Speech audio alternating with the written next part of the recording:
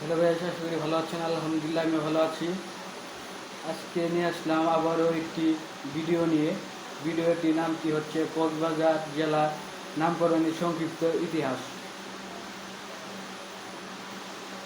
Cox Bangla report 26শে অক্টোবর। বাংলাদেশের অতি গুরুত্বপূর্ণ জেলার কক্সবাজারের নয়নাভির প্রকৃতি সৌন্দর্য সমূহ, ইতিহাস, ঐতিহ্য, বৈচিত্র্যপূর্ণ সাংস্কৃতিক দৃষ্টিদণ্ড, জীবনাচার মন কাটে দেশ বিদেশের পর্যটকদের। পৃথিবীর দীর্ঘতম সমুদ্র সৈকত, তদন্তকালীন নিদর্শন, ঐতিহাসিক মসজিদ ও মিনার, নদী, পাহাড়, অরণ্য সহ হাজারো সুন্দরের দেশ ছড়িয়ে আছে কক্সবাজারে।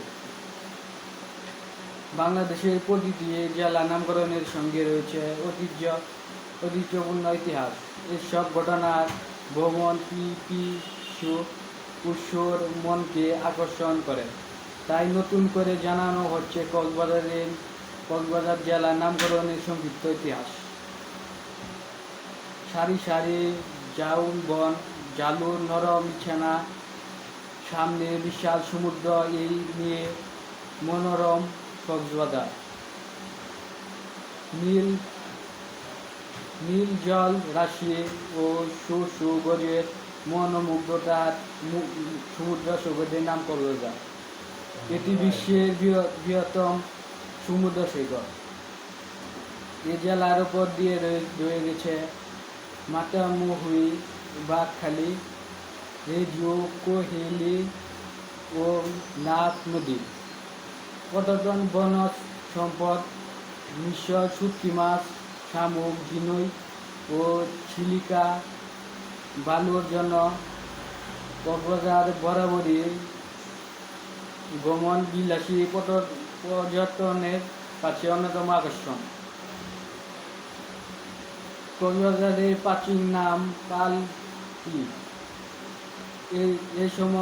এক সময় এটি প্রেরণা নামে পরিচিত ছিল।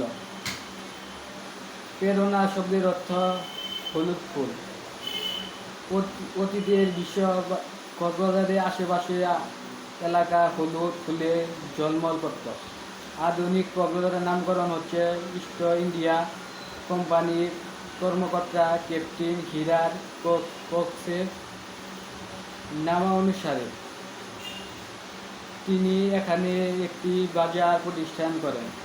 এটি কক্স সাহেব বাজার নামে পরিচিত পায়। সেখানে সে কক্সবাজার নামে উত্তরিত। তো গাইস, আমরা জানতে পারলাম কক্সবাজার জেলার নামকরণের সংক্ষিপ্ত ইতিহাস। আমার এই ভিডিওটি কেমন হয়েছে অবশ্যই কমেন্ট করে জানাবেন। যারা এখনও পর্যন্ত আমার এই ভিডিওটি দেখেছেন বা শুনেছেন, সবাইকে অসংখ্য ধন্যবাদ। আসসালামু আলাইকুম।